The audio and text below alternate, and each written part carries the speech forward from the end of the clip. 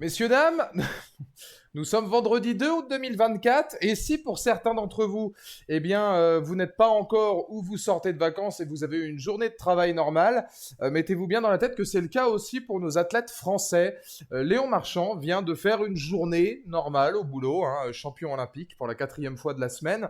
Finalement, c'est un vendredi comme un autre, pas besoin de tirer forcément sur l'ambulance et pas besoin d'applaudir, hein. Je pense que maintenant on en est on en est conscient, hein, voilà. C'est une journée au boulot comme les autres, voilà, c'est une journée de travail. Finalement, c'est un vendredi normal pour lui. C'est pareil, hein, pour Florent Manodou, médaillé de bronze pour la 4e fois consécutive sur 4 JO différents. Alors évidemment pas médaillé de bronze, il avait eu l'or et l'argent, mais voilà. Ça fait 4 JO maintenant que le mec ramorte une petite breloque directement dans les cartons. C'est finalement une année normale aussi pour Florent Manodou. Alors que dire de Teddy Riner? Lui, ça fait 42 ans maintenant que les années se ressemblent. C'est... voilà, il n'y aura pas de talk aujourd'hui, messieurs, dames, parce qu'il est déjà très tard et que le devoir m'appelle. Et c'est vrai qu'on a lancé tard, puisque période de JO oblige, évidemment, je le dirai aussi dans la rediffusion, j'étais devant à peu près tout ce qui est possible et imaginable autour des Jeux Olympiques. J'ai à peu près tout regardé. Qu'il est savoureux d'être français en ce moment. Qu'est-ce qu'on peut être fier du sport en règle générale, mais surtout des sportifs français, quand on sait qu'on a tant de médailles d'or dans tant de disciplines différentes et que même les frères Lebrun, par exemple, en ping-pong, qui sont pas encore médaillés, hein, le petit frangin pourra tenter d'avoir la médaille de bronze dimanche, nous ont apporté des émotions extraordinaires. Que c'est beau d'aimer le sport dans ce genre de configuration. Alors là, quand tu as 33 médailles, dont 10 médailles d'or pour la France, qui est toujours solidement, je crois, 2 ou 3e du classement des médailles, c'est extraordinaire. Donc voilà, je vais faire exactement ce que je fais en règle générale, hein. Pour moi aussi, c'est un vendredi comme un autre. Normalement, c'est le lundi, mais là, on fait avec. House of the Dragon, épisode 7, un épisode avant la fin. L'avantage, c'est que là où vous voyez cette vidéo, dans à peine 2 jours, il y aura déjà la conclusion de la saison 2. Nous aussi, on a des journées au bureau. C'est pas tout à fait les mêmes que Léon Marchand. Je le rappelle quand même, Léon Marchand, quadruple champion olympique aux mêmes Jeux Olympiques, hein, évidemment, parce que sinon c'est pas drôle. C'est 200 mètres 4 nages, c'est 400 mètres je sais plus quoi, c'est papillon, c'est brasse, c'est machin. Enfin, c'est le mec va nous inventer des nages. Techniquement, là, ils sont en train de se demander si pour les prochains Jeux, ils pourraient pas faire venir des truites et des dauphins, hein, pour essayer de voir s'il peut être éliminé au moins en demi-finale, histoire qu'il y ait un suspense. Mais visiblement, il y a que ça, hein, ou des loutres et des otaries qui peuvent potentiellement aller plus vite que lui. Cet homme est un monument. Et c'est pour ça que je le dis, ça restera en rediff avant le live House of the Dragon. Je m'en fous qu'il fait bon aimer le sport, qu'il fait bon être français en ce moment. On le sait qu'en ce moment, la France, ça va pas trop. On le sait que sur des tas de choses différentes, on n'est pas vraiment dans la meilleure époque qu'on ait pu vivre, évidemment. Et c'est pas forcément, à mon avis, pour les générations futures, quelque chose qui va s'arranger, mais quand de temps en temps la France est unie pour certaines choses, quand la France se retrouve pour certaines choses, en particulier pour le sport, et que là, il n'y a plus rien qui compte si ce n'est la beauté du sport, les victoires, les résultats, ou même des simples gens qui se défoncent comme chaque jour, tout le monde devrait se défoncer, ça fait plaisir, ça fait du bien. Merci le sport de faire vivre ce genre d'émotions qui sont des émotions que n'importe quelle personne au quotidien, n'importe quel héros du quotidien, de toute façon, pourrait vivre également. Le monde devrait largement s'en inspirer. Merci les Français, merci les frères Lebrun, merci Léon Marchand, merci Monsieur Dupont, évidemment, en rugby à 7, qui nous a fait vibrer en début de semaine, enfin c'était le week-end dernier, mais c'était le début de la première semaine des JO. Merci Monsieur Teddy Riner, qui lui est extraordinaire et a encore gravi tous les échelons possibles pour devenir champion olympique. J'en passe et des meilleurs sur l'escrime féminin aussi, sur le BMX, sur le vélo, sur le... Enfin voilà, on n'a même pas idée à quel point là on est en train vraiment de, je pense, de marquer les esprits. Ces JO-là ont été peut-être en termes d'organisation et de démarrage assez laborieux, mais à partir du moment où ils ont été lancés, c'était fantastique. Et à partir du moment où ils ont été lancés, le sport a pris le pas sur le reste et Dieu sait qu'on se régale. Et même, regardez la gymnastique américaine, regardez le basket, hein, que ce soit serbe, américain, français, même si c'est un peu plus laborieux pour l'instant, et tout un tas d'autres disciplines où les gens excellent. Regardez les Chinois au ping-pong, par exemple, hein, il faut des Lebrun pour réussir à un moment donné à tirer leur épingle du jeu, mais c'est hallucinant de les voir jouer avec une telle gestion, une telle technique. Enfin, voilà, c'est le plaisir des Jeux Olympiques, c'est s'intéresser à des tas de choses auxquelles on s'intéresserait pas forcément en temps normal, parce que c'est beaucoup moins diffusé, quand bien même on peut s'intéresser à certaines disciplines. Et effectivement, effectivement, beaucoup sont pas forcément mis en avant, donc c'est vrai que c'est plus compliqué d'aller vers les résultats, les reviews, etc. Là, ça fait du bien que ce soit autant mis en scène, et puis même pour des sports qui en général sont moins mis en avant, c'est l'objectif des Jeux Olympiques, c'est de faire en sorte que ce soit possible. C'est merveilleux. On a même eu un Djoko Nadal qui était assez impressionnant aussi en tennis. Voilà, c'est limite des sports comme le football, le tennis, des choses comme ça auxquelles on pense moins parce qu'on les voit plus souvent dans l'année. Mais c'est aussi ça, les Jeux Olympiques. Enfin, c'est très beau. C'est très beau et ça fait plaisir. Un petit peu comme, et ça, je vous en cache pas, eh ben, l'épisode d'House of the Dragon. Voilà, on va commencer tout de suite. On se met d'ores et déjà dans le sujet du soir. House of the Dragon. Évidemment, il y aura d'autres lives d'ici au 15 août et puis le petit break de fin des vacances. J'essaierai de refaire un ou deux streams bonus, histoire qu'on ait un petit peu de talk quand même avant, et d'augmenter la durée du talk. Vous m'en voudrez pas, évidemment, là, le talk est largement réduit pour cause de Jeux Olympiques, mais on était tous devant, à mon avis, hein, pour saluer Léon Marchand et Florent Manodou, pareil, hein, incroyable. Ok, juste lui sur 4 JO différents avec une médaille, donc c'est monstrueux. Donc il y aura un peu plus de talk par la suite. Là, on va enchaîner directement. House of the Dragon, épisode 7. Alors là, voilà. Voilà. Voilà. J'ai envie de vous dire, voilà un épisode d'House of the Dragon tel que tous les épisodes de House of the Dragon devraient être. Euh, Plus que les épisodes 5 et 6 qui étaient quand même un peu plus lents à se mettre en route, avec quelques redondances par moment, et puis on sentait qu'il fallait étirer le projet pour réussir à aller jusqu'au bout de ce qu'on voulait faire vis-à-vis de la deuxième saison et même des suivantes. Là, on a non seulement tout ce qu'on est en attente pour moi d'un bon épisode de House of the Dragon, mais même un bon épisode centré véritablement sur ce que l'âme de House of the Dragon est, c'est-à-dire, encore une fois, des jeux politiques, etc., mais une avancée sur qu'est-ce qu'un dragonnier, des choses qui avaient déjà été montrées un ou deux épisodes plus tôt, mais vraiment par intermittence, c'est-à-dire de manière assez épisodique. Là, on a vraiment toute une fin d'épisode, et alors je vais commencer par ça, parce que c'est ce qui m'a évidemment le plus marqué, toute une fin d'épisode centrée sur, alors, Silverwing en anglais, dites-moi dans le chat quel est son nom français, parce que là je l'ai plus, et évidemment Vermithor, qui sont les deux dragons qui nécessitaient un dragonnier pour Rhaenyra, et qui à un moment donné, voilà, non seulement propose esthétiquement, visuellement, dans la réalisation quelque chose d'assez incroyable. Bah, Aile d'argent, d'accord, ils se sont pas fait chier au niveau de la traduction française. J'avais Silverwing en anglais, je me demandais si justement c'était Aile d'argent aussi en version française. Bon oui, bah du coup, ils ont traduit directement tel quel. Comment ça va, mon Fredo? À tout à l'heure, évidemment, mon Fred qui sera là à la maison du Artworks à 22h15, qui sera le premier, je le rappelle, à voir la cuisine terminée. C'est fini, ça aussi, les travaux sont finis. Je me sens comme Léon Marchand à la suite d'un 14 km nage libre. Sauf que le mien, il a duré un an, un an et demi.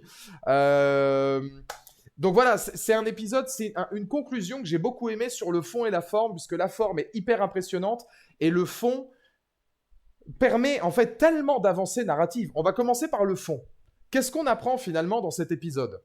Qu'il y a une intelligence d'écriture à avoir montré, si vous vous souvenez bien, quelques épisodes plus tôt, des bâtards Targaryens, notamment un qui était un ivrogne un petit peu notoire, voilà, qui vagabondait, hein, si j'ose dire, dans les tavernes en attendant un petit peu finalement de son dû. Enfin, il le savait, hein, de toute façon, que lui était issu d'une lignée, mais qui avait pas particulièrement grand-chose à en faire à cette époque-là. Donc on avait déjà cette connaissance du personnage. Le spectateur avait appris à se focus quelque temps sur ce personnage-là, sans forcément savoir pourquoi, puisque après ça, on a eu plusieurs épisodes où on n'en parlait pratiquement plus. Et c'est là l'intelligence de la série de nous le ramener maintenant, où l'une des grandes thématiques finalement de Rhaenyra, ça a été, oui, alors déjà on commence l'épisode par Rhaenyra qui se confronte au nouveau dragonnier Valérion, donc ça aussi c'est une phase intéressante parce que déjà le premier plan large avec les deux dragons et les deux protagonistes qui se font face, je l'ai trouvé assez sublime sur la plage, etc. Là on retrouve vraiment l'essence de Game of Thrones, House of the Dragon, avec des plans larges, des grands plans où la tension se met en place lentement. Ça, j'ai trouvé ça hyper intéressant esthétiquement. Mais on a déjà ce discours-là où on sent que pour Rhaenyra, c'est hyper important et c'est presque salutaire. De voir enfin qu'on a un dragonnier qui a envie, qui prête allégeance, qui n'a pas oublié ce qu'était l'honneur, etc., et qui va pouvoir l'aider dans sa quête. Et après, justement, avoir proposé une espèce voilà, de manigance pour essayer d'avoir le peuple derrière elle en leur offrant de la nourriture, etc. Alors on se souvient un petit peu de l'hypocrisie de la chose quand on sait qu'il y avait le blocus avant. Mais après avoir eu cette tentation politique-là de la part de Rhaenyra et cette initiative, on est sur une nouvelle initiative de, oui, effectivement, des bâtards Targaryens, il y en a partout. Et quand vous voyez le nombre de mecs qui montent sur le bateau, vous vous dites, les Targaryens, ils font pas que baiser leur frangine et leur cousine, hein, parce que visiblement, ça va partout. Le nombre de bâtards Targaryens qu'il peut y avoir, c'est exceptionnel. Alors, ils arrivent tous sur le bateau, et c'est là c'est intéressant à analyser, justement, c'est que pendant de très nombreux épisodes, on était quand même d'accord que la team Alicent, la team Aemond, Aegon, hein, ce que vous voulez, avait largement l'avantage. Que ce soit grâce à Criston Cole, et cette phrase est suffisamment incroyable pour la noter, que ce soit par le nombre d'épées qu'il pouvait avoir, que ce soit par le nombre de dragons qu'il pouvait avoir, que ce soit simplement par Vagar, et l'influence d'Aegon, il y avait quand même cet aspect assez intouchable de cette équipe qui là est complètement contrebalancé, puisque d'un coup d'un seul, Rhaenyra vient non pas de réveiller un, mais deux dragons, dont Vermithor, qui est le deuxième plus grand derrière Vagar, c'est quand même important à souligner, et on sait, avec un plan, alors personnellement, le plan final, je le trouve incroyable, vraiment, le plan final, je le trouve exceptionnel, avec les trois dragons, un qui se positionne juste à côté, un autre au deuxième plan un peu plus loin, et un troisième encore plus loin dans le cadre qui se pose sur Père Dragon. J'ai trouvé que c'était un plan exceptionnel, avec le visage vraiment de Rhaenyra qui sent qu'elle commence à reprendre l'avantage. Et puis, soit dit en passant, ce plan est là, juste avant un autre plan qui est quand même extrêmement important. Aegon a battu en retraite. Et ça, c'est hyper important à souligner. Aegon a battu en retraite. Il a fait en sorte que Vagar également fasse demi-tour. Il y a quand même une traduction qui est fuit Vagar. Fuir, le verbe fuir, c'est Aemond, pardon, pas Aegon, Aemond, bien sûr. Aemond qui demande à Vagar de fuir. Moi, je trouvais que c'était quand même très fort en symbolique, dans le sens où là, on sent que la bascule a totalement été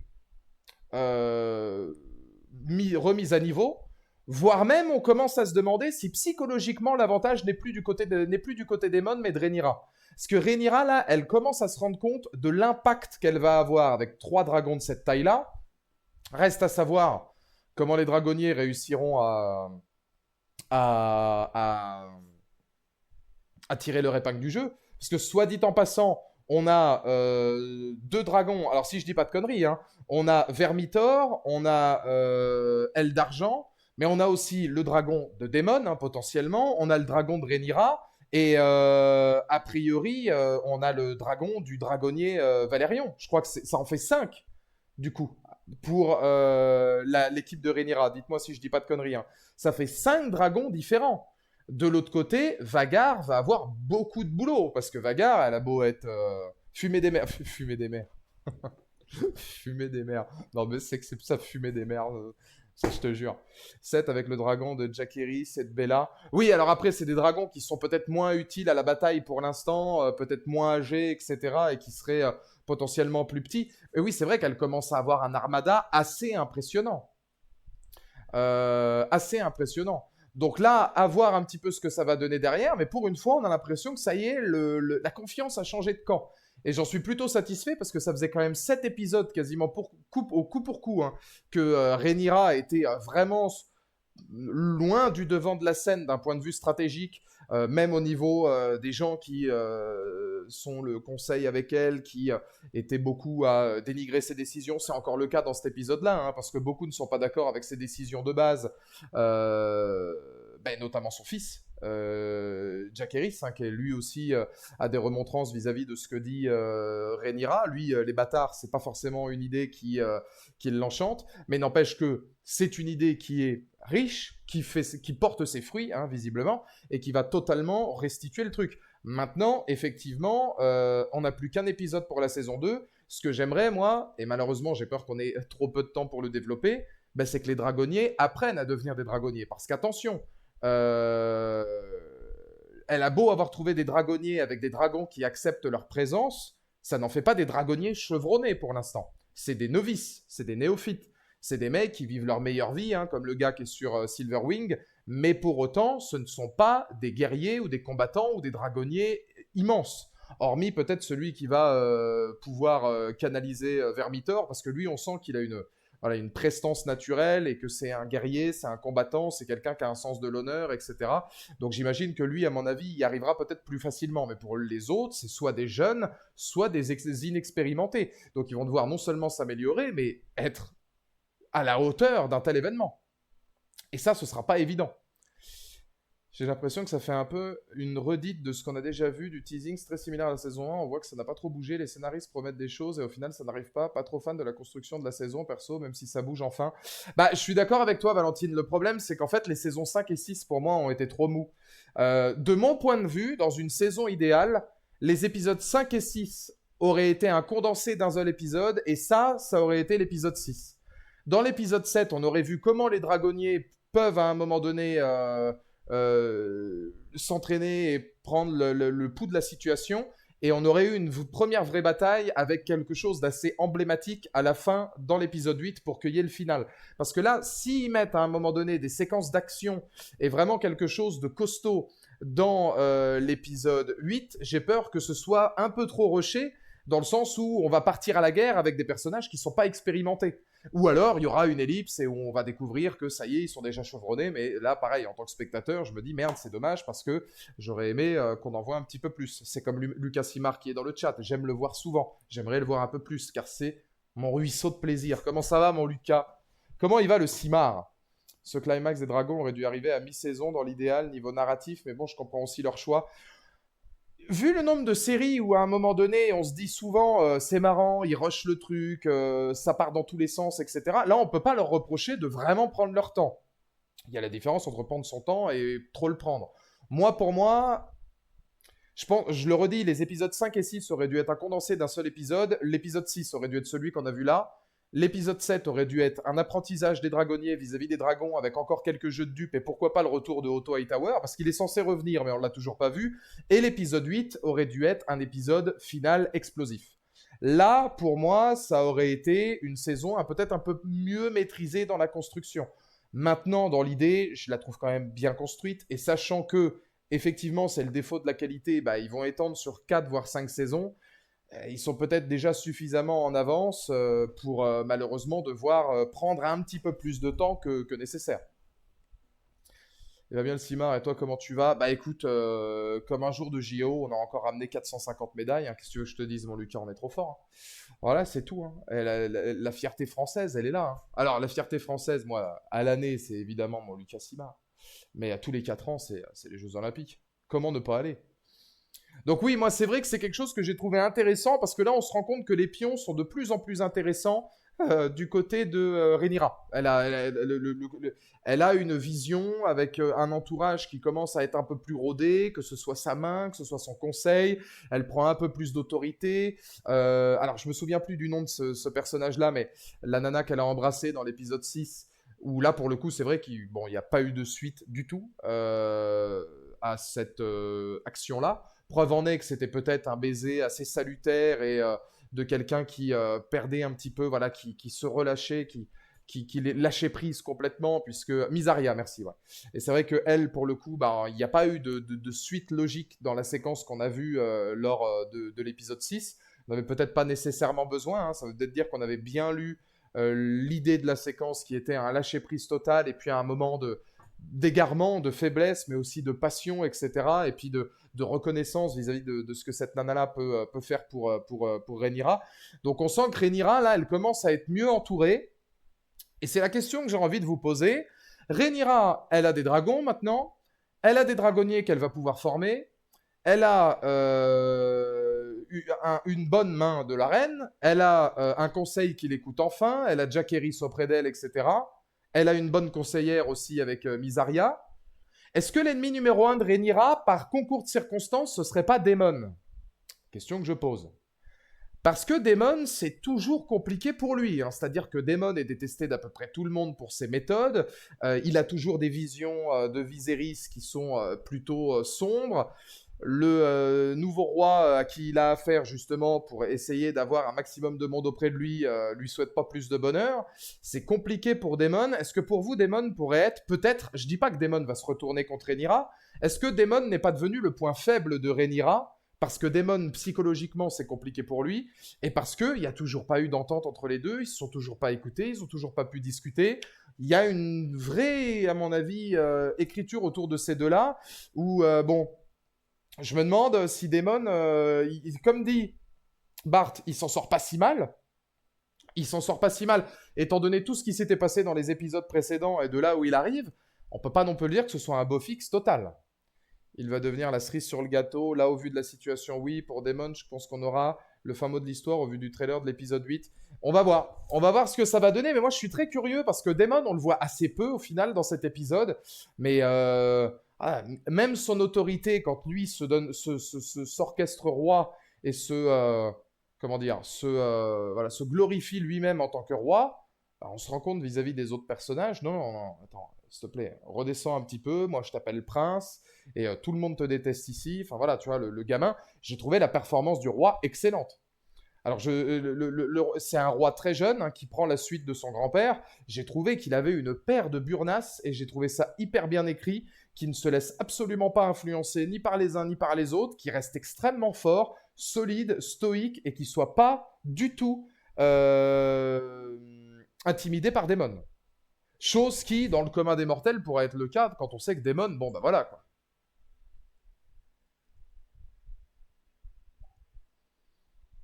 Il y a deux configurations finalement qui sont intéressantes. Alors c'était dit par Necron et par alors non pas par Necron, par Bob et par Preach. Puisque Necron ouais, attend l'épisode suivant, il y a deux configurations. Soit Daemon, c'est la cerise sur le gâteau qui fait prendre un avantage certain au noir, soit à un moment donné, c'est le grain de sable, c'est au vu de la situation peut-être l'élément un peu trop perturbateur qui fait que s'il veut prendre les choses à son compte, si à un moment donné la rage et les visions qu'il a et les doutes qu'il peut avoir lui-même sur son statut prennent le dessus sur le reste, même s'il veut pas mal faire et même s'il ne fait pas contre Rhaenyra, est-ce que ça pourrait pas desservir à Rhaenyra? C'est la question qu'on peut se poser. Ça, pour moi, totalement, hein. C'est vrai que Daemon, là, il est dans une configuration assez particulière. Donc on verra. Pour revenir d'un point de vue purement contemplatif et visuel, je suis sidéré. En fait, il y a un truc qui me fascine et je l'avais déjà vu assez différemment parce que c'était quand même beaucoup plus court comme séquence. Toute la séquence finale où Rhaenyra amène l'ensemble des bâtards Targaryens au niveau des dragons, de ce moment-là jusqu'au plan final, je suis sidéré de la qualité de réalisation et de mise en scène de House of the Dragon. Alors la qualité visuelle, etc., effets spéciaux, elle est indéniable. Mais la manière dont Vermithor arrive, d'abord avec un travail du son, dans le non-vu, dans dans l'inquiétude finalement, dans le regard plus que dans le visuel, dans le regard des personnages qui sont autour, des plans où on joue sur l'ombre, etc.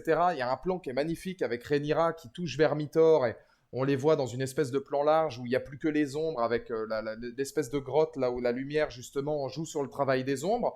Et si vous avez bien remarqué, il n'y a quasiment aucune musique.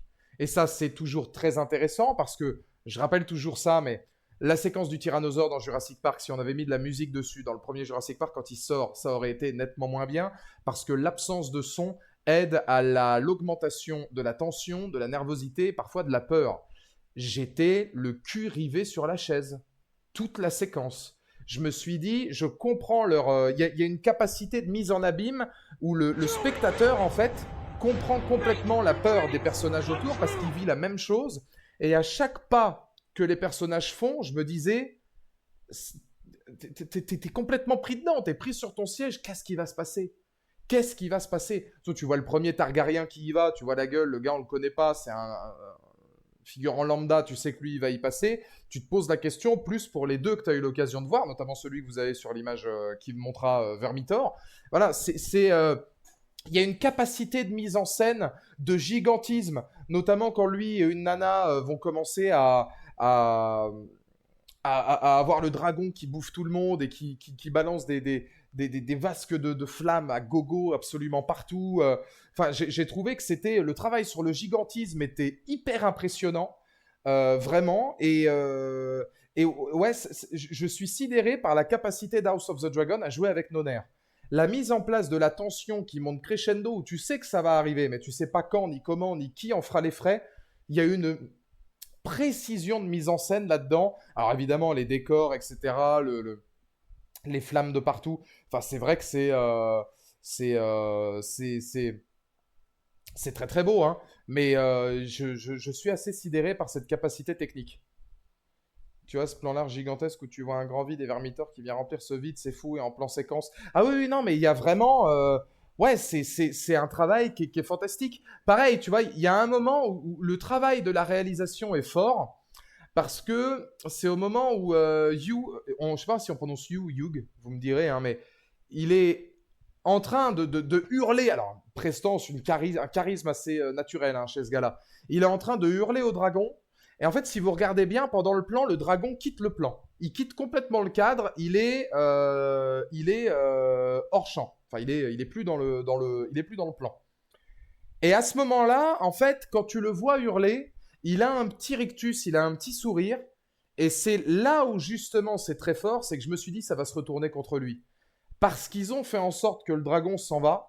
Et moi je pensais que le dragon allait retourner dans le crâne et le dévorer vivant tout de suite pour marquer le spectateur, pour faire en sorte que ce soit hyper impactant, là où on pensait qu'il y avait une accalmie. Donc s'ils ont réussi à me faire penser ça, alors que pourtant ils sont allés sur autre chose, alors qu'on entend sa respiration se calmer, mais la respiration, Preach, finalement, ça aurait pu mener sur quelque chose de bien plus difficile derrière quand même. Hein. C'est-à-dire qu'il a beau se calmer pour peut-être mieux repartir à l'assaut. Et c'est la même chose avec Elle d'Argent ensuite, où l'autre personnage arrive, il est juste devant, il essaie de se parer, puis le dragon le pousse une fois, le pousse deux fois. Et il y a un plan où on le voit lui en train de rigoler, en train de se dire « Ah mon Dieu, ça va, tout va bien ». J'étais convaincu que le dragon allait l'écarteler vif, genre le dévorer vivant, et qu'il allait, c'était une parade pour qu'en fait on se dise, tiens, tu penses que tu es en sécurité, on va donner aux spectateurs ce qu'ils veulent. Et finalement, ils ont l'intelligence de ne pas le faire, ils ont l'intelligence de ramener sur quelque chose de vraiment calme, où ça y est, les deux dragonniers ont été trouvés. Les deux qu'on avait de toute façon vus à Port-Réal et les deux qui avaient été les plus travaillés, les plus étudiés. J'ai trouvé ça, en termes de mise en scène, assez brillant, ouais. Assez brillant. Et comment ça va, mon Yaya? Merci pour les 100 bits, mon Yaya, ça fait plaisir. Hello Conférence, THQ, Nordic Fini. 3 trucs qui m'ont hype. Wreckfest 2, ah ça, ouais, let's go. J'avais bien aimé le premier, même si j'avais insulté tous les morts du jeu, mais j'avais grave kiffé. Nouveau jeu de Tarzir, Little Nightmare. Pareil, ça c'est zinzin. Donc on va voir le gameplay lors de l'Opening Night live de la Gamescom le 20 août et Darksiders 4. Pour ceux qui ont kiffé les Darksiders, ça doit être zinzin. Ouais. Darksiders, j'ai jamais fait. Je connais parce que je me suis déjà intéressé, mais j'ai jamais fait. Mais lourd, très lourd. Et alors ouais, Little Nightmare, ceux qui ont fait Little Nightmare, je serais forcément à l'affût de voir ce qu'ils vont pouvoir concocter derrière. Et puis Wreckfest 2, moi j'avais adoré le premier Wreckfest. Comment ça va, Roawin? Je file les copains, j'ai quelque chose à fêter, des bisous, bon live, mon Val. Mais carrément, Roa, carrément, et encore félicitations. Hein. J'espère que le cas te paiera des godets à n'en plus pouvoir, évidemment. C'est mérité, mais félicitations, tu vas enfin pouvoir quitter. Ouais. C'est vrai que c'était pas la folie de ce que tu m'en disais. De toute façon, à mon avis, le Leclerc en question fermera dans 6 mois, hein, au point où ils en sont. Mais voilà, je te l'avais dit, hein, que tu le méritais et que c'était largement à la hauteur de ce que tu voulais faire. Et ça y est, la librairie t'attend. Milieu dans lequel tu avais envie d'être. Donc c'est trop bien, librairie indé, tu vas tellement plus kiffer en plus. Vraiment. D'ailleurs, tu comptes regarder The Acolyte? Non, au final, non. The Acolyte, je m'en fous, pour être honnête. The Acolyte, si j'avais eu envie de voir, j'aurais déjà regardé, mais non, ça ne m'intéresse pas plus que ça. Le jeu de Tarsier a l'air chelou, très chelou. On voit un cochon se vider de ses tripes. Bah, Little Nightmares 1 et 2, hein, en vrai, ils étaient vachement glauques aussi, ceux-là. Pas gore, mais ils étaient quand même relativement glauques et flippants. Hein. Moi, je suis curieux. Je suis très curieux. Enfin oui, non, c'est vrai que c'est une séquence que j'ai adorée dans la capacité d'avoir cette mise en place de la tension où tous les protagonistes. Puis ce qui est bien aussi avec l'absence musicale, c'est que sur quoi finalement l'épisode est intelligent. Enfin, en tout cas, cette séquence-là. Vermitor, on le voit pas tant que ça. Brûler des gens, il en brûle quelques-uns, il en dévore quelques-uns, mais on le voit pas tant que ça. Ça passe par quoi? Ça passe par le non-vu. C'est le regard de Rhaenyra qui est terrorisée, mais qui finalement y croit. Elle se dit, je vais regarder jusqu'au bout. Je suis sûr qu'il y en a un qui va sortir du lot. Et le sourire salvateur presque à la fin, et puis surtout de soulagement, quoi, de voir qu'elle avait eu raison. Ah bon, petit génocide quand même, hein, parce que c'est vrai que pour en trouver deux, elle en a buté une centaine sciemment.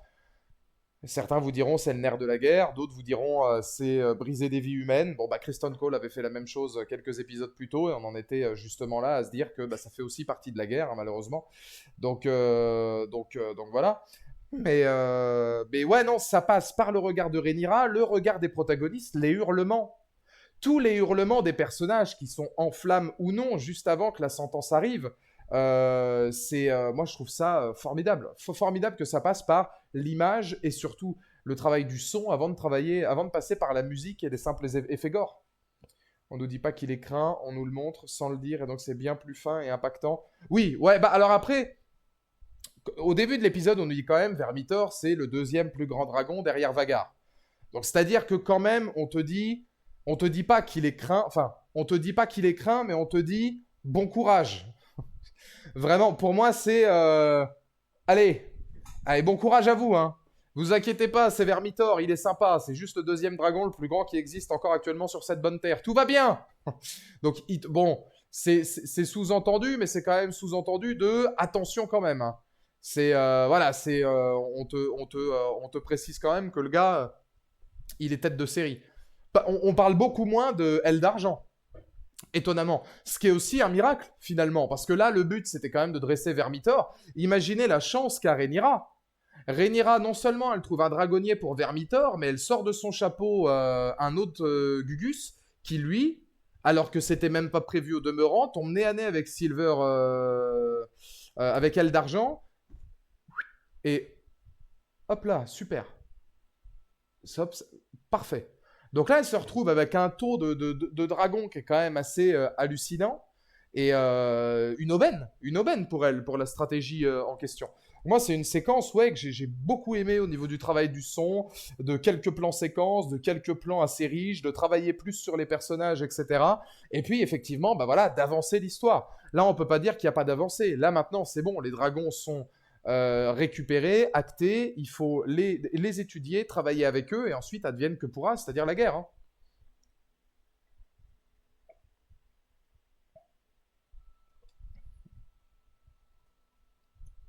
Silverwing, elle a l'air d'avoir une personnalité plus douce et semble plus amusée par Yulf, je sais pas comment on le prononce non plus. Là, je sais pas si les prononciations françaises sont les mêmes que les anglaises. Donc, là où Vermitor respecte Hugh, c'est deux dragons qui cherchent des choses différentes chez un dragonnier. Bah, c'est justement, tu vois, l'un des points que je voulais souligner, Preach. Je ne sais pas exactement. Elle d'argent, j'imagine que c'est une femelle, puisque j'avais l'impression que Yulf écrasait un œuf. Et en fait, quand ce mec-là écrase un œuf sur le moment, je me suis dit, bon, c'est lui qui va mal finir. C'est sûr, il va mal finir. Je ne sais pas si c'était un œuf ou pas, mais il y a un plan qui m'a étonné, c'est le fait que le dragon le pousse un petit peu. On aurait dit que c'était un dragon qui avait envie de jouer. Si tu regardes bien, le dragon, à la limite, il a presque une position, quand il regarde Yulf assis par terre, presque une position canine. Alors, je sais pas si ça, je suis le seul à l'avoir vu, hein. Mais j'ai l'impression elle a presque une position canine, comme si bah, elle attendait qu'en fait Yulf lui balance un os, quoi. Tu vois, elle est là, presque dans le jeu. Et c'est vrai que un esprit de dragon qu'on n'avait jamais vu. Vagar, c'est la petite vieille, hein, donc elle est très protectrice vis-à-vis des mondes, et puis elle passe son temps à dormir. Vermitor, c'est beaucoup dans le respect. Vermitor, ça a l'air d'être véritablement le guerrier. Ce qu'on voit finalement avec le dragon de Daemon, c'est que c'est un dragon qui a l'air assez psycho, hein, qui a l'air un peu reclus, etc. Dans l'attitude, même dans le visuel, dans le physique. Bon, ça, c'est typique pour Daemon. Mais elle est vraiment en mode un peu canine, tu sais. Elle a une espèce de position, on se dit, tiens, c'est intéressant parce qu'elle a l'air très joueuse. Et moi, j'ai trouvé ça intéressant, ouais, de se dire, tiens, c'est les dragons choisissent leur dragonnier en fonction de leur personnalité. Si tu as une personnalité joueuse, peut-être que en fait, lui va te faire marrer. Comment ça va, mon Cébou?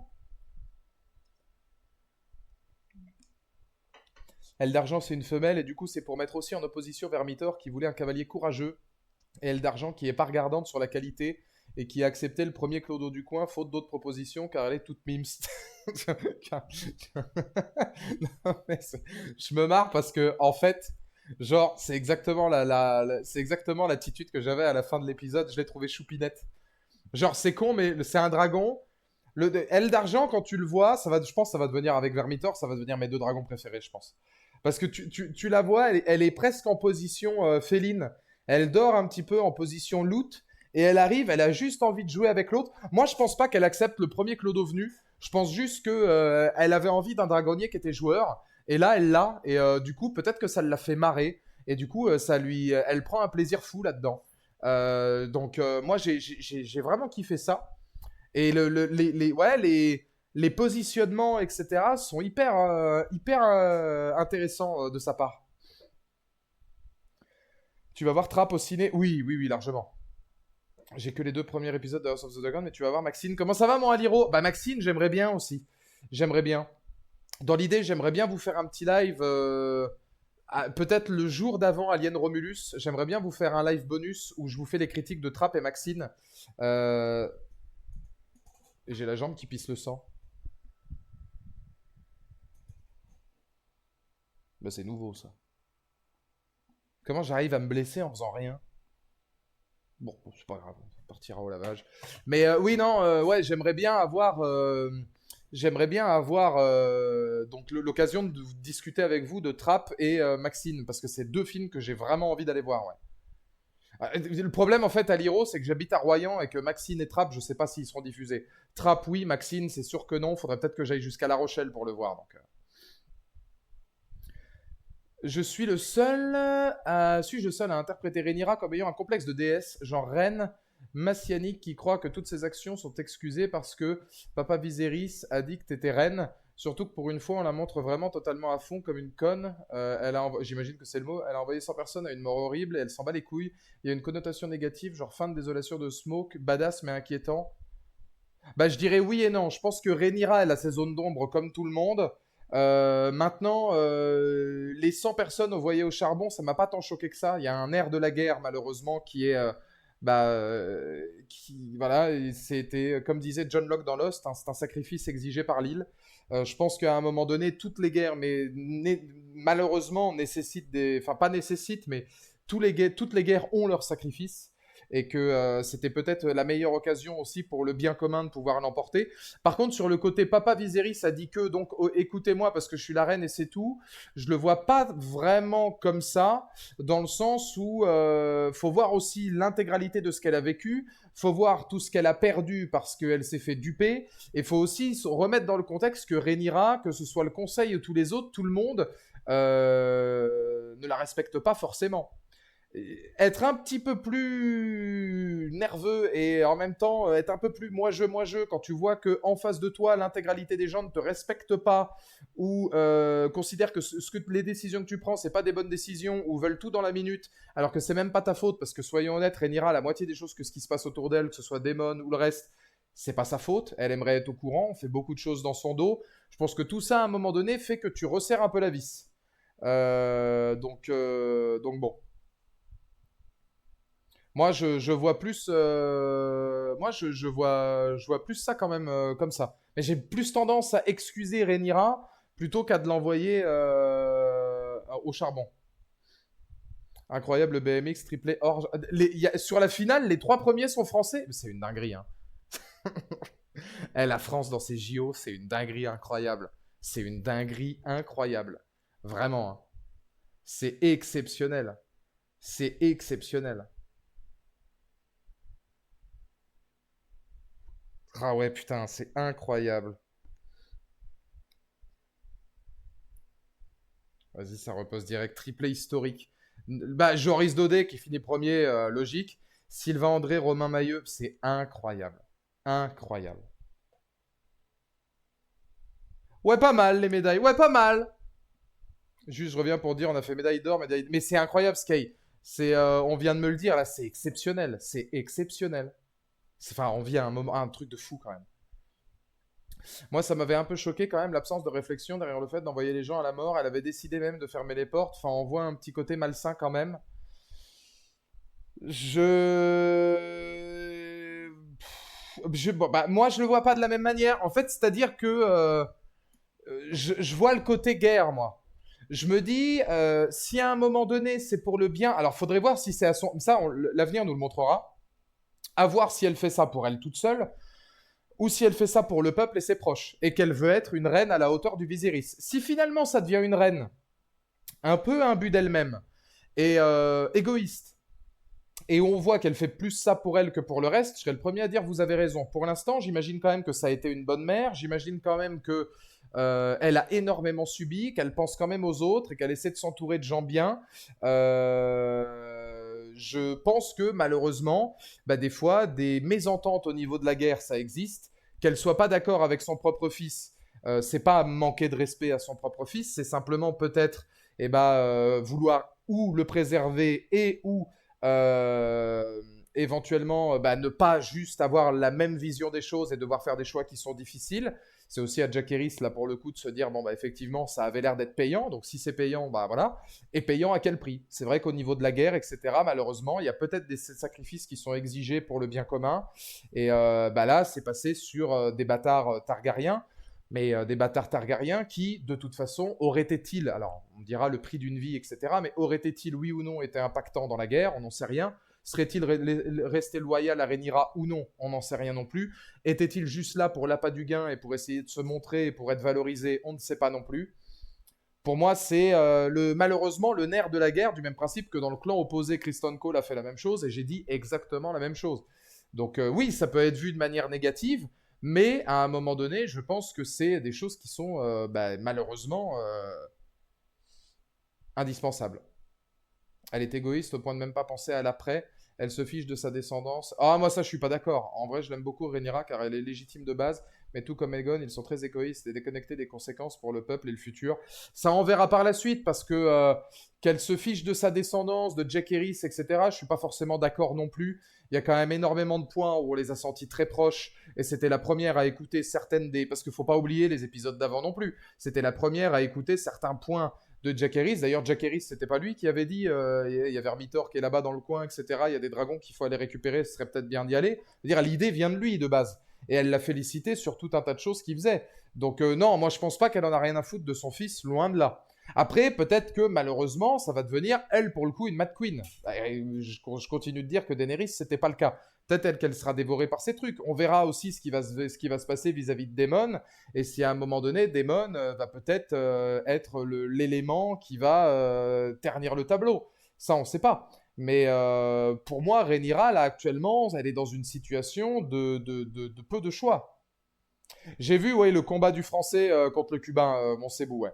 Bah, moi, je connais Macan, personnellement, parce qu'il vient de Royan. J'ai eu l'occasion de voir plusieurs fois et j'étais là au gala. Moi, j'étais hyper. Enfin, c'est déjà formidable d'arriver au JO, de passer un tour. Tu vires l'ancienne médaille de bronze des Jeux d'avant.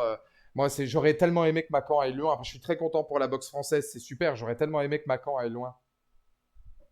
On va dire qu'elle le fait passer après, quoi, car elle pense qu'à la guerre, à juste titre. Mais bon, ça m'a un peu dérangé. Elle commence à s'isoler. Bah oui et non. Techniquement, elle a quand même maintenant 3 ou 4 dragonniers qui lui font confiance et des dragons qui sont à son chevet, avec une main du roi qui sera fidèle. Pour moi, là, justement. Alors, c'est une bonne question, ça. Pour vous, dans le chat, est-ce que Rhaenyra, là, actuellement, elle s'isole ou est-ce qu'elle se renforce? Moi, j'ai l'impression qu'elle se renforce. Le Valérian qui plie le genou devant elle, il lui sera fidèle jusqu'à la mort, à mon avis, hein. Les autres, pareil. Notamment Hugh, qui, à mon avis, sera d'une... voilà. Je pense que d'un point de vue guerre, elle se renforce. Peut-être que d'un point de vue humain, elle est en train de s'isoler de certains bastions qui étaient importants pour elle. Mais elle en a encore quelques-uns, comme sa main ou d'autres, qui sont hyper importants. Elle donne aussi la puissance à des gens qu'elle connaît pas. C'est un gros risque. Ouais, mais ça, c'est un risque, elle n'a pas le choix. C'est-à-dire qu'elle n'a pas le choix dans le sens où bah, s'il n'y a pas de dragonnier, il n'y a pas de dragon. Et s'il n'y a pas de dragon, il n'y a pas de victoire. Donc malheureusement, ça, elle ne peut pas faire autrement. Jackie voulait juste que des nobles prennent les dragons, mais Misaria a donné l'idée de tester le peuple, et ça plaît pas à Jackie, car ça remet en question sa légitimité au vu de sa bâtardise. Oui, oui, c'est vrai, mais d'un autre côté, Jaehaerys, il a aussi son dragon, c'est le fils de la reine, il a toujours été là, il vaudra toujours plus que n'importe quel bâtard qui vient et qui est dragonnier, parce que lui a un lien beaucoup plus direct. Moi, j'aurais été Jaehaerys, j'aurais peut-être moins mal pris ce raisonnement-là. Après qu'elle s'isole de son conseil, je vais vous dire, elle s'isole de son conseil, le conseil a très régulièrement été déjà pas anti, mais très peu de son côté à elle. Parfois à juste titre, parfois non. Je pense que le conseil a souvent manqué d'empathie humainement et de compréhension vis-à-vis de ce que vivait Rhaenyra. Alors, c'est pas une analyse, c'est un point de vue, parce que c'est une série qui est excellente d'un point de vue analytique. Là, par contre, justement, c'est une série qui nous force à faire des choix, et c'est une série qui ressort ce que nous, on est aussi en tant qu'être humain, et l'allégeance qu'on aurait pour telle ou telle maison, selon qui nous sommes et selon comment on voit les choses. De mon point de vue à moi, je considère que le conseil a manqué un petit peu d'écoute, d'humanité et de compréhension de ce que vivait Rhaenyra, tout en lui restant fidèle. Voilà, tout en lui restant fidèle, etc. D'accord. Mais je pense notamment au point de vue autour de Daemon. Elle a pris plusieurs fois dans la gueule ce que faisait Daemon, alors que même elle n'était pas au courant des agissements de Daemon et qu'elle n'en était pas la cause et qu'elle se faisait engueuler par presse interposée, quoi. C'est là qu'on voit ce qui fait un roi, c'est à 90% son conseil. D'où le fait que j'ai hâte de revoir Otto Hightower aussi, pour voir comment ça va s'agencer, parce que ça, pour le futur, dans la Maison des Verts, le retour d'Otto Hightower sera extrêmement important.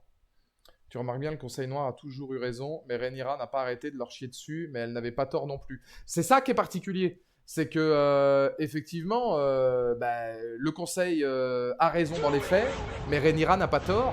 Elle a raison d'agir comme ça. C'est là où, justement, on en parlait avec Preach, je crois, et où on se posait la question.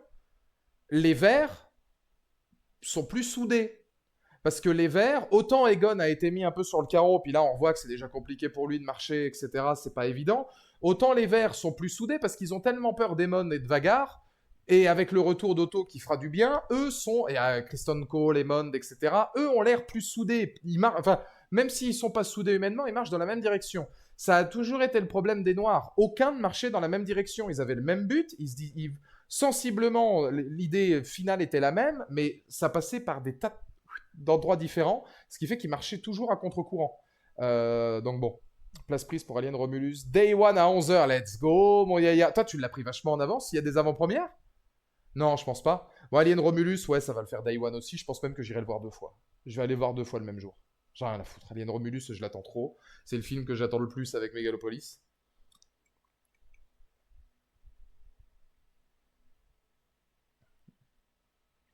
C'est pour ça que c'est cool de la voir faire des conneries, enfin elle bouge. Parce que, mais alors du coup, Bob, tu dis ça pourquoi? C'est parce que tu considères que ce qu'elle a fait dans l'épisode 7, c'était une connerie? Moi, elle a eu raison, hein. Elle a eu raison, elle n'a pas l'effectif. Elle n'a pas les gens pour.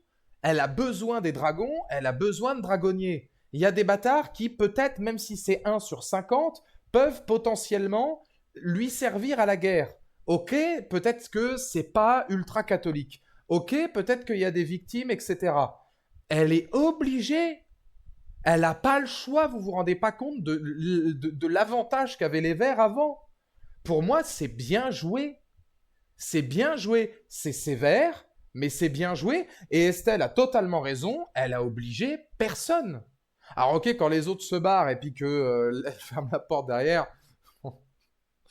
Eh, c'est la faute, t'as pas de chance. Oh là là, j'ai perdu la clé. Oh merde. Aïe aïe, oh là là, aïe aïe aïe, ah Zinedine. Ah ouais, ah bah ouais, bébé, je reste là pour regarder moi au cas où. Ah ouais, je comprends. Hein. Ouais, ouais, ouais, ouais, ouais. Ah ouais, ouais, c'est chiant. Ah oui, oui, non, mais oui, oui, oui, j'en suis le premier, désolé. Hein. Ouais, ouais, ouais. Tu brûles un peu, toi, là-bas. Hein. Ouais, oula, ouais.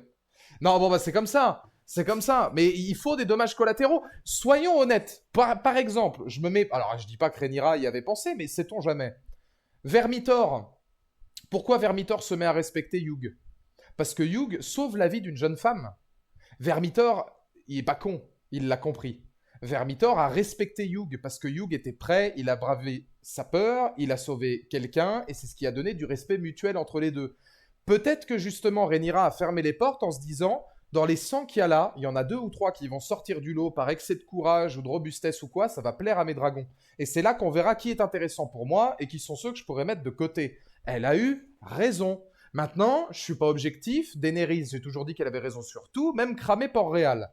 Donc, étant donné que je suis un putain de vendu Targaryen, dès qu'il s'agit pas de parler de Jaime Lannister, je suis pas objectif. Mais pour moi, voilà. Hein. Par connerie, j'entends un acte absolument diabolique. Ouais, j'ai pas ce point de vue. Et puis pendant toute la saison, elle avait hésité de ses actions jusqu'à ce que ça explose comme une bouilloire mise sous pression par les hommes. C'est bien écrit, mais Rhaenyra commence à devenir inquiétante car le sommet de sa puissance se construit sur le sang malgré le fait qu'elle ait raison.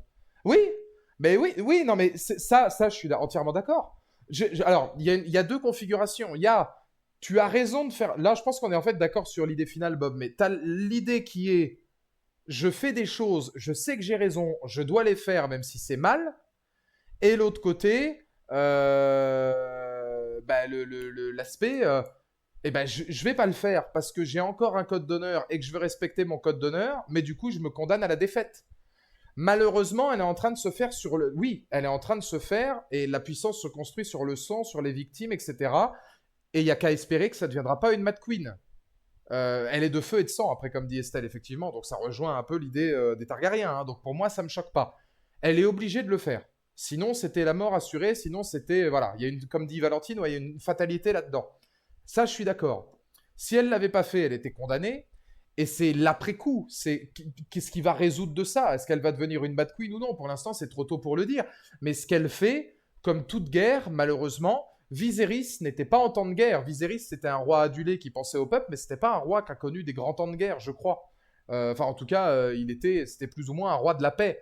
Là, on est dans des situations sans précédent, jamais vues. Elle est obligée de faire ces choses-là. Les autres font la même chose. Donc, malheureusement, je pense que y a la passion et la raison, et que même si c'est des actes qu'on pourrait juger contre nature, il y a une certaine forme de fatalité qui l'oblige à le faire. 48-27 pour l'Allemagne, on se fait déchirer le fiac, c'est 48-27 pour l'Allemagne. France, en basket? Il y a 20 points d'écart. Ouais, mais oh, on va pas aller loin, nous. Hein. L'équipe de France de basket, elle va pas aller loin. On prend 20 points contre les Allemands, champions du monde, il faut quand même le rappeler, c'est un des favoris, mais nous aussi. Gobert et Wemby à l'intérieur, deux des 3 meilleurs défenseurs de l'année, défenseur 1, défenseur 2, prennent 20 pions par l'Allemagne. Ouais, c'est chaud. Putain, l'Allemagne, c'est à notre niveau, ils sont forts, mais c'est notre niveau. Fallait un autre dragon contre Vagar et ça a marché vu la fin. Ah oui, bah oui. Non mais là, elle prend des décisions qui à la fin se dévoilent et objectivement sont bonnes. Rappelle-toi, en saison 1, elle a dit que le petit peuple ne compte pas. Bois mes paroles, elle va devenir une Mad Queen, même s'il y aura une connotation moins diabolique, aléatoire. L'arc est bien amené. Ouais, possible. Mais j'ai jamais dit le contraire, Bob. Ça peut totalement arriver. Moi, je suis d'accord avec toi. Je dis juste que pour l'instant, il faut attendre de voir. Oui, peut-être qu'elle va complètement sombrer. C'est possible. La France finira 3e. Ah non, mais si on s'en prend 20 contre l'Allemagne, on se fait déchirer contre plein d'autres équipes. Hein. Si on s'en prend 20 contre l'Allemagne, si on joue contre la Serbie, les États-Unis, le Canada, je suis même pas sûr qu'on arrive en demi-finale. Parce que là, si on perd contre l'Allemagne, on s'est bout, on est 2e. Donc on va affronter possiblement une tête de série. On n'est pas serein. Hein. Faut voir ce qu'on va choper ensuite. Mais pour moi, si franchement on arrive en demi et qu'on arrive à accrocher une médaille de bronze, c'est bien. C'est bien. C'est pas dit, hein, parce que la France n'a jamais été rassurante dans ses victoires. Là, si on en prend 20 contre l'Allemagne, alors que le match est même pas encore à la mi-temps, c'est dur quand même. Hein.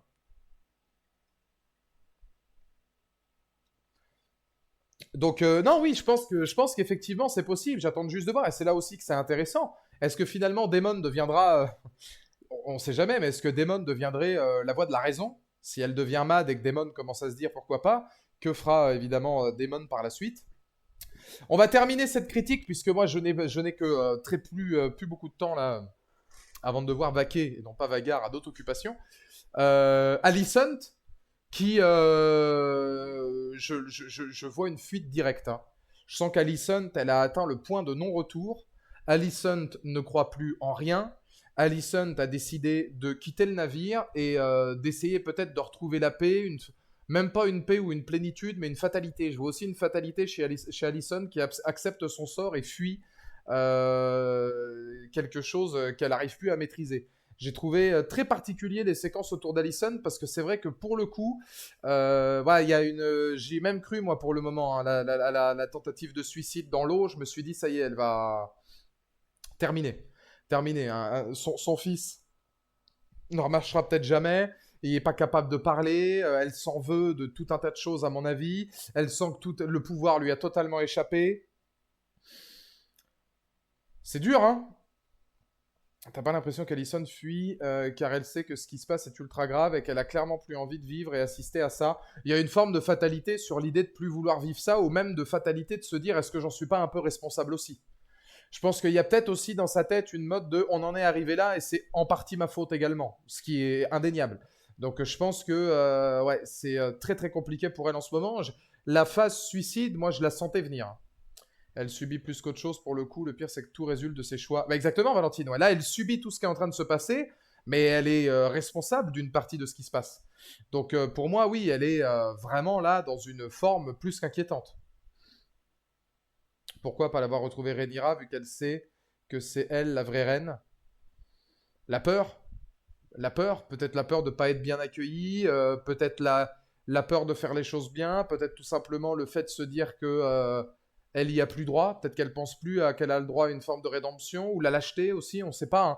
Difficile de savoir ce qu'il y a dans la tête d'Alicent dans le sens où, à mon avis, oui, je pense que là, elle subit énormément et elle a atteint un point de non-retour où maintenant, elle a coupé le cerveau. Pour moi, elle a coupé voilà, la connexion.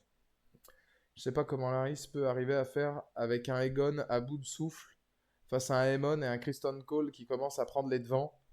Et je pense qu'Aegon, plus grand monde y croit maintenant. Hein. Voilà, c'est aller trop loin pour revenir en arrière, ouais.